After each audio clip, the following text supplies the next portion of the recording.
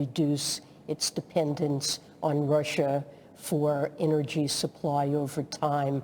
We recognize our own situation with respect to dependence on imported oil and gas is different than Europe's situation, and it's up to them to decide what to do.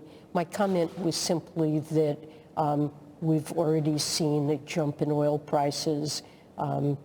Oil and natural gas prices have been especially high in Europe, and there is a possibility that, for example, imposing an import ban on Russian oil could boost prices even further and raise energy prices further throughout the entire global economy. We've spent a good deal of time this week in the meetings we've been in worried about the overall global outlook, and particularly emerging markets with high debt that have high exposure to commodity price increases. Higher global oil prices could have a damaging effect on the global outlook as well. It's a problem because Europe is currently sending $850 million per day to Russia for oil and gas. So how do you think about the impact on the economy, and do you have a contingency plan if Europe does decide to cut that off? You know, I think the comments made by Chair Yellen is particularly relevant with respect to the purpose that we have. Is the purpose to implement a boycott, irrespective of what the outcome, or is the prospect and the purpose that we all pursue to reduce the proceeds that is collected by Russia? And if the outcome of the boycott that would be decided by the Europeans would be to increase what comes into the treasury of Russia, that's a complete failure of the intended purpose that we're pursuing. So, do the Europeans at large look at alternatives, plan B, other sources, diversification of supply, intensification of non-fossil fuel sources? Absolutely. The European Commission, together with the European leaders, have decided to actually move towards a complete ban of the supply of coal. And they're now looking, that's what they're saying, I'm not privy to those conversations at the moment, but they're looking at how we can move towards reducing significantly the supply of gas and finding alternative sources. You may have seen that, for instance, President Draghi for Italy has gone to visit a few countries until he was stopped by COVID to see alternative sources. The German authorities have gone out to Qatar. There are lots of discussions taking place between the US and Europe at suppliers, purchasers levels to find alternative sources of supply. But we need to be guided by the ultimate intent that we have. And that's clearly underway and under close review, and hopefully good news soon. Yeah. Because of the energy dependence, is Europe facing stagflation? Is that a real threat right now?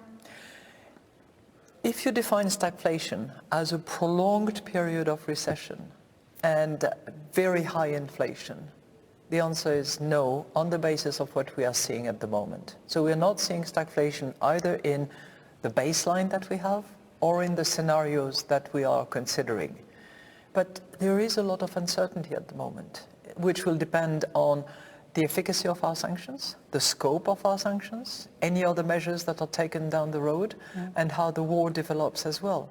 So it's on the basis of current facts that I can say that pretty, affirmatively, but we have to be attentive to what's coming. On the sanctions front, you also spoke a little bit tougher, Secretary Yellen, on China recently, calling on them to use their influence to end this war in Ukraine and threaten that they risk a changing attitude from the global superpowers and the global economy. China has not condemned Russia. They appear to be buying Russian coal, Russian energy. Why are we not putting sanctions on China?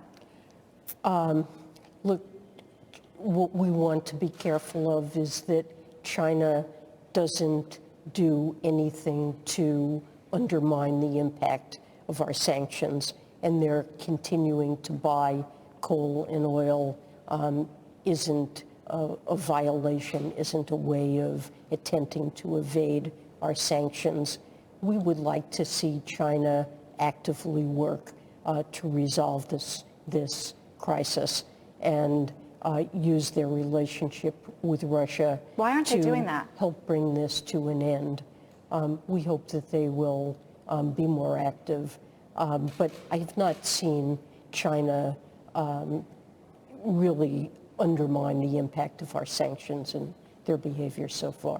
Do you see China as a downside risk, both from what's going on right now in COVID, where they're locking down a city like Shanghai, and also a potential wider geopolitical confrontation or conflict with China?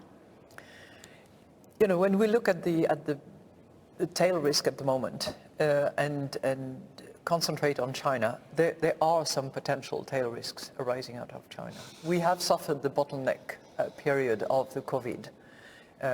We know now from the Kiel Institute study that there are about 12% of goods that are just pending, waiting somewhere in the world to unload, to arrive at ports and containers to be driven to destinations. 12%, it's the third time that it's at the highest level at the moment. And there is no doubt that it is related somehow to the blockage and the lockdown that is imposed on Shanghai because of the Chinese anti-COVID policies. I don't think it's only limited to Shanghai, by the way. I think it goes beyond that, and there are other centers of activity which are reduced, where activity is reduced as a result of the COVID policy. So yes, it is an issue for the rest of the world. It is certainly an issue for China as well, because when we look at the projection for growth that they have, it is certainly much lower than what they had expected and were hoping for. And we heard, 4.8% as opposed to 5.5%, which before that was even 6%. So domestically, the economy is also taking a hit as a result of these anti-COVID policies. And you have to add to that, I think, the real estate and housing sectors, which are, as we saw in the last few months, also suffering. So it's not a rosy situation anywhere, and it certainly doesn't seem to be the case in China. So we are interrelated. We are suffering as a result of that. I mean, I know you said that the U.S. economy is very strong, but there are all of these risks. We're talking about slower global growth. We're talking about the Chinese lockdowns, inflation remaining high and perhaps continuing to climb. For those investors that have worried lately about a U.S. recession this year or next, what do you tell them? I don't expect a recession. Obviously, we are living in a time that's very challenging, and developments in Russia, Ukraine, and commodity markets, the Chinese situation, these are all risks. But the IMF recently, this week, issued their new World Economic Outlook, and they downgraded their growth forecast for the United States this year, but they're still expecting growth during the year 3.7%. of 3.7%, which is very solid, especially given that we have 3.6% unemployment. But, we have a lot of strengths in the United States. We have just a very strong labor market. Household balance sheets are in good shape. Financial institutions are strong, and that's a strong starting point. So there are risks out there, but I'm expecting a solid year for the real economy. Do you worry about a European recession? Well, look, the shocks that the global economy is experiencing have a negative impact on growth and, unfortunately, are escalating inflation. And those are problems to all countries, including Europe. Do you worry about a U.S. recession? We try to support each other. Whether we worry or whether we cheer, I think there is a great level of support and cooperation between us. And this has certainly been rejuvenated, if anything, as a result of the Russian invasion of Ukraine. It helps finding out where the friends are. Well, and one final thing that I do want to mention, because of the war and because I'm speaking to you, who are two of the most powerful leaders who are women, which often doesn't get said enough, which is the female victims as in most conflicts. And I know it's something that you are both thinking about, and President Lagarde, you always make a point of talking about those who suffer the most as a result of some of these wars. And that is absolutely the case. I'll tell you something. I think women were the first victims of COVID. When you look at numbers, because we're beginning to collect numbers now post-COVID, you see that those who lost their job most, see that those who cared for elderly most, those who found jobs with great difficulty after the pandemic were much more women than men. Numbers are coming in. You know, about 6% of women lost their job out of the pandemic, 3.2% of men did. Just as an example, not to mention the perennial issue of lower salaries for the same job. And if you look at the war, it's obvious that not only women actually have enrolled to fight in the war, so they're brave and courageous, but they're also the prime victims because they're the prime persons who are raped, who are victimized, who are killed eventually in the atrocities that we have seen. You know, children and women were not spared of these.